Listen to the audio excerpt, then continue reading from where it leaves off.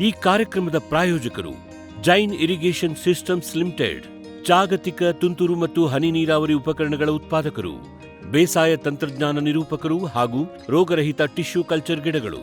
Cadbury's, cocoa ಬೆಳೆಸಿ ಅಧಿಕ ಆದಾಯ ಗಳಿಸಿ. ವೀಕ್ಷಕರೇ ನಮಸ್ಕಾರ. ನಮ್ಮ ಇಂದಿನ ಕೃಷಿ ಋಷಿ ಅಂಗಳದಲ್ಲಿ ಕಾರ್ಯಕ್ರಮಕ್ಕೆ ಸ್ವಾಗತ. ಇವತ್ತು ನಾವು ಮಂಡ್ಯ ಜಿಲ್ಲೆಯ ಕೇರ್ಪೇಟೆ ತಾಲೂಕಿನ ದಬ್ಬೆಘಟ್ಟ ಗ್ರಾಮದಲ್ಲಿದ್ದೀವಿ. ನಮ್ಮ ಇವತ್ತಿನ ರೈತರು ಬಹಳ ಒಂದು ವಿಶೇಷವಾದಂತಹ ರೈತರು ಅಂತಲೇ ಹೇಳಬಹುದು. ಯಾಕೆಂದರೆ ಇವರು ಸುಮಾರು ಒಂದು 15 ಎಕರೆ ಕ್ಷೇತ್ರದಲ್ಲಿ ಸಮಗ್ರ ಕೃಷಿಯನ್ನು ಮಾಡ್ತಾ ಇದ್ದಾರೆ. ಇವರಿಗೆ ಹಲವಾರು ಪ್ರಶಸ್ತಿಗಳು ಕೂಡ ಲಭ್ಯವಾಗಿದೆ ಅಂತ ನಮಗೆ ಮಂಡ್ಯ KVKಯಿಂದ ಇವರನ್ನು ಪರಿಚಯ ಮಾಡಿಸಿದರು. ಬನ್ನಿ ಇವರನ್ನು ಮಾತಾಡಿಸಿ ಇವರ 15 ಎಕರೆ ಸಮಗ್ರ ಕೃಷಿಯಲ್ಲಿ ಯಾವೆಲ್ಲ ಬೆಳೆಗಳನ್ನು ಬೆಳೀತಾ ಇದ್ದಾರೆ, ಹಾಗೆಯೇ ಅದರಿಂದ ಒಟ್ಟು ಆದಾಯವನ್ನು ಎಷ್ಟು ಗಳಿಸ್ತಾ ಇದ್ದಾರೆ ಅನ್ನುವ ಎಲ್ಲ ಮಾಹಿತಿಯನ್ನು ಅವರನ್ನು ಕೇಳಿ ತಿಳ್ಕೊಂಬರೋಣ. ಸರ್ ನಮಸ್ಕಾರ. ನಮಸ್ಕಾರ. ನಮ್ಮ ಫಾರ್ಮ್ TVಯ ಕೃಷಿ ಋಷಿ ಅಂಗಳದಲ್ಲಿ ಕಾರ್ಯಕ್ರಮಕ್ಕೆ ತಮಗೆ ಸ್ವಾಗತ. ಸರ್, ನಾವು ICR ಕೃಷಿ ವಿಜ್ಞಾನ ಕೇಂದ್ರ KVK ಮಂಡ್ಯ ಇದೆ ಅಲ್ವಾ, ಇಲ್ಲಿ VC ಫಾರ್ಮ್ ಮಂಡ್ಯ, ಅಲ್ಲಿ ಬಂದು ವಿಜ್ಞಾನಿಗಳನ್ನು ಮಾತಾಡಿಸಿ ಕಾರ್ಯಕ್ರಮವನ್ನು ಮಾಡ್ತಾ ಇದ್ವಿ. ಅವರಲ್ಲಿ ಕೇಳ್ಕೊಂಡೆ, ಸರ್ ನಿಮ್ಮ ಸುತ್ತಮುತ್ತಲ ಎಲ್ಲರೂ ಒಳ್ಳೆ ರೈತರು ಬೆಳೆಗಳನ್ನು ಬೆಳೆದವರಿದ್ದರೆ ನಮಗೂ ಕೂಡ ನಂಬರ್ ಕೊಡಿ, ನಾವು ಕೂಡ ಅವರನ್ನು ಮಾತಾಡಿಸಿ ಕಾರ್ಯಕ್ರಮ ಮಾಡಿ ನಮ್ಮ ರೈತರಿಗೂ ಕೂಡ ಆ ಮೂಲಕ ಮಾಹಿತಿ ತಲುಪಿಸುವಂತಹ ಕೆಲಸ ಮಾಡ್ತೀವಿ ಅಂತ ಅವ್ರ ಹತ್ರ ಕೇಳ್ಕೊಂಡೆ. ಆವಾಗ ಅವರು ನಿಮ್ಮ ನಂಬರನ್ನು ನಮಗೆ ಕೊಟ್ಟರು, ನರೇಶ್ ಸರ್ ಅವರು ಮತ್ತು ಸುರೇಶ್ ಅವರೆಲ್ಲ ಸೇರಿಕೊಂಡು. ಸರ್, ಈಗ ಮೊದಲು ನಿಮ್ಮ ಕೃಷಿಯ ಮಾಹಿತಿಯನ್ನು ಪಡೆಯೋದಕ್ಕಿಂತ ಮುಂಚೆ ನಿಮ್ಮ ಹಿನ್ನೆಲೆಯನ್ನು ಹೇಳ್ಬೋದಾ? ನೀವು ಮೂಲತಃ ಕೃಷಿಕರ ಹೇಗೆ, ಸರಿ, ಮೊದಲು ಯಾವುದಾದ್ರೂ ಬಿಸ್ನೆಸ್ಸಲ್ಲಿ ಇದ್ರೋ, ಇದೇ ಊರಿನವರು ಹೇಗೆ ಅಂತೇಳಿ? ಸರಿ ಸರ್.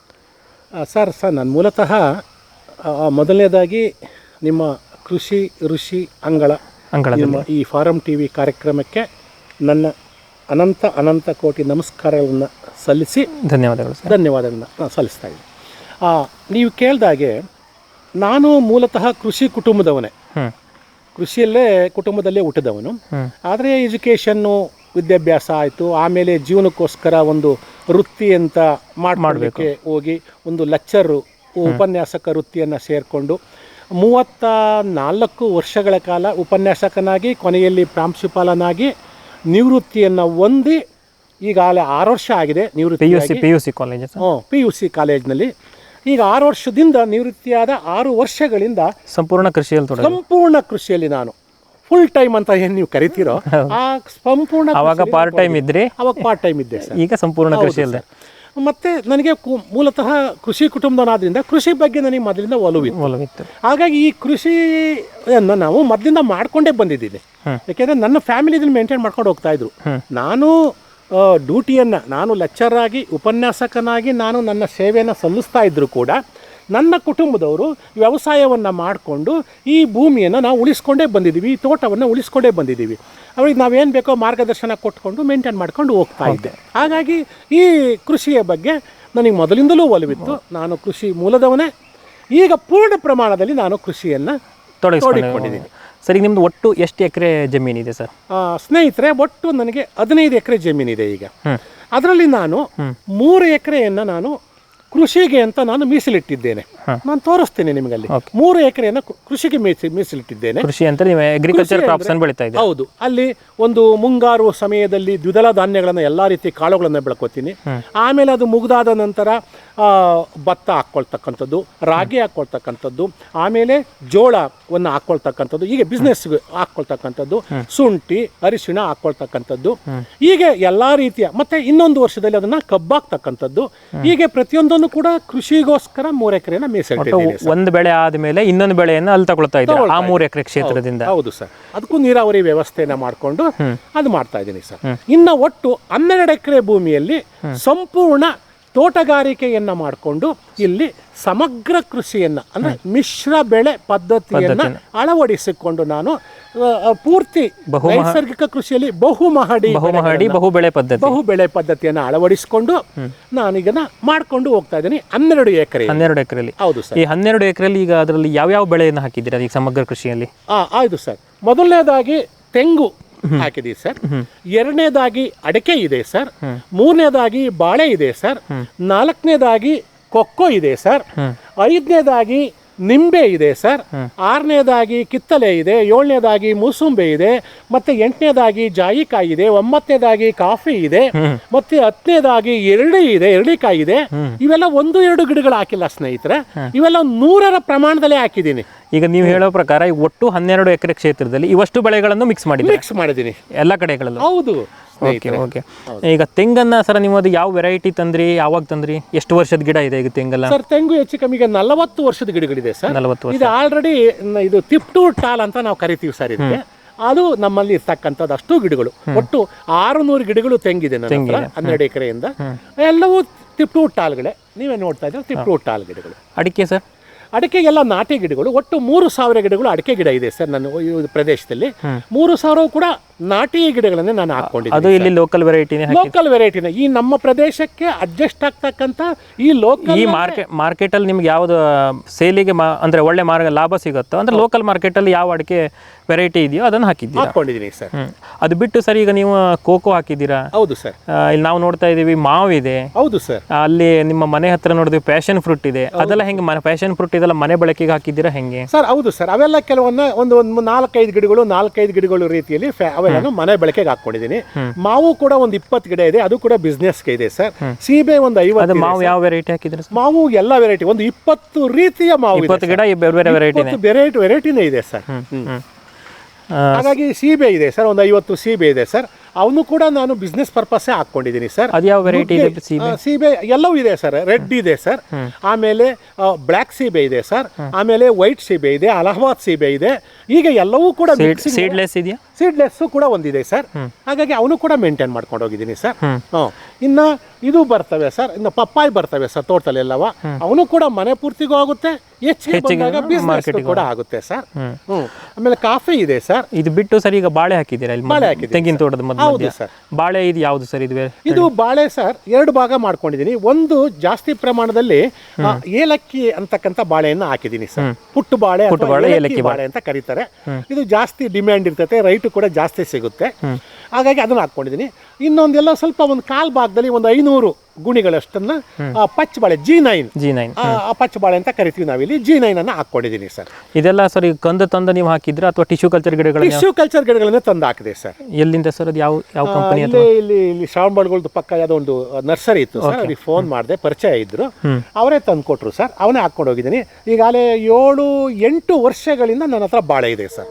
ಅವತ್ತಿಂದ ಇವತ್ತರೆಗೂ ಕೂಡ ಅದನ್ನ ಕಿತ್ತನೋ ರೀಪ್ಲೇಸ್ಮೆಂಟ್ ಮಾಡೇ ಇಲ್ಲ, ಅದನ್ನೇ ಕಂಟಿನ್ಯೂ ಮಾಡ್ಕೊಂಡು ಹೋಗ್ತಾ ಇದ್ದೀನಿ.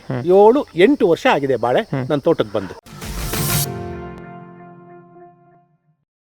ವಿಶ್ವದಾದ್ಯಂತ ಪೇಟೆಂಟ್ ಪಡೆದ ನ್ಯಾನೋ ತಂತ್ರಜ್ಞಾನದಲ್ಲಿ ತಯಾರಾದ ನೂವಾಲ್ಗಿ ದ್ರಾವಣ.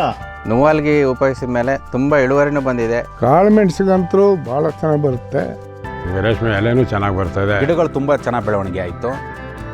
ಯಾವುದೇ ರಾಸಾಯನಿಕ ಅಥವಾ ವಿಶೇಷ ಗೊಬ್ಬರಗಳ ಗೊಡವೆ ಇಲ್ಲದೆ ಎಲ್ಲ ಬೆಳೆಗಳಲ್ಲಿ ಉತ್ತಮ ಗುಣಮಟ್ಟದ ಅಧಿಕ ಫಸಲನ್ನು ಪಡೆಯಿರಿ. ಯಾವಾಗಲೂ ನನ್ನ ಇರೋವರೆಗೂ ನೀವು ಅಲ್ಲಿಗೆ ಅಂತೂ ಬಿಟ್ಟು ಬಾಳಲ್ಲ ಅಂತ ಒಂದು ಭರವಸೆ ಕೊಡ್ತೀನಿ.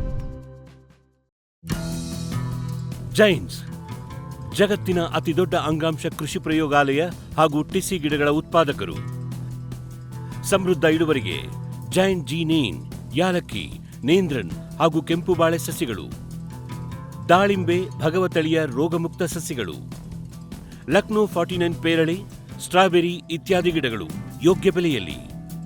ಅಂಗಾಂಶ ಕೃಷಿಯ ಜಾಗತಿಕ ಬ್ರ್ಯಾಂಡ್ ಜೈನ್. ಕೋಕೋ ಈಗ ಕರ್ನಾಟಕದ ವಾಣಿಜ್ಯ ತೋಟದ ಬೆಳೆಗಳಲ್ಲೊಂದು. ಅಧಿಕ ಇಳುವರಿಯ ಹೈಬ್ರಿಡ್ F1 ಗಿಡಗಳು ಕ್ಯಾಡ್ಬರಿ ನರ್ಸರಿಗಳಲ್ಲಿ ಮಾತ್ರ ಲಭ್ಯ. ಗಿಡ ಬೇಕಾದವರು ಕ್ಯಾಡ್ಬರಿ ಅಧಿಕಾರಿಗಳನ್ನು ಸಂಪರ್ಕಿಸಿ.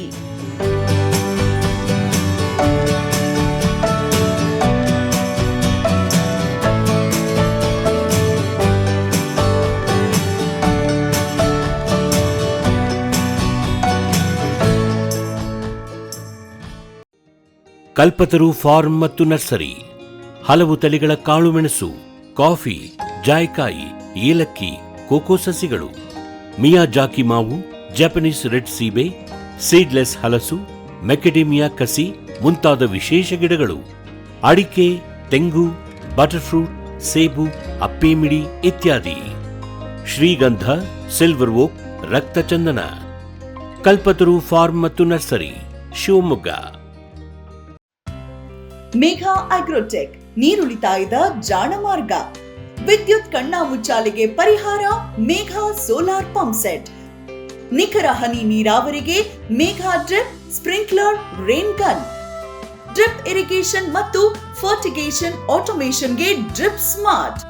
30 ವರ್ಷಗಳ ನಿರಂತರ ಸೇವೆ, ಲಕ್ಷಾಂತರ ಸಂತೃಪ್ತ ಗ್ರಾಹಕರು. ಮೇಘಾ ಅಗ್ರೋಟೆಕ್.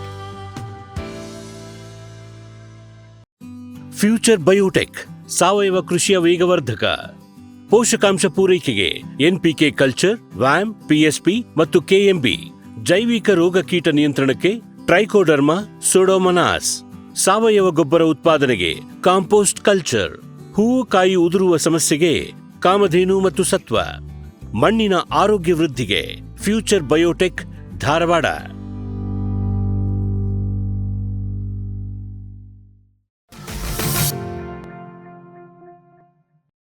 ಸರ್, ನೀವು ಸಮಗ್ರ ಕೃಷಿಯಲ್ಲಿ ಬಹಳಷ್ಟು ಬೆಳೆಗಳನ್ನು ಬೆಳೆದಿದ್ದೀರಾ. ಸರಿ ಸರ್. ಈ ಸಮಗ್ರ ಕೃಷಿಗೆ ನೀವು ಈಗ ಹೊಸದಾಗಿ ಬಂದಿದ್ದೀರಾ ಅಥವಾ ಮುಂಚೆ ನೀವು ಯಾವಾಗ ವ್ಯವಸಾಯನ ಮಾಡ್ತಾ ಇದ್ರೆ ಆವಾಗಿಂದ ಈ ಸಮಗ್ರ ಕೃಷಿಯನ್ನು ಪ್ರಾರಂಭ ಮಾಡಿದ್ರೆ ಹೆಂಗೆ ಸರ್ ಇದು?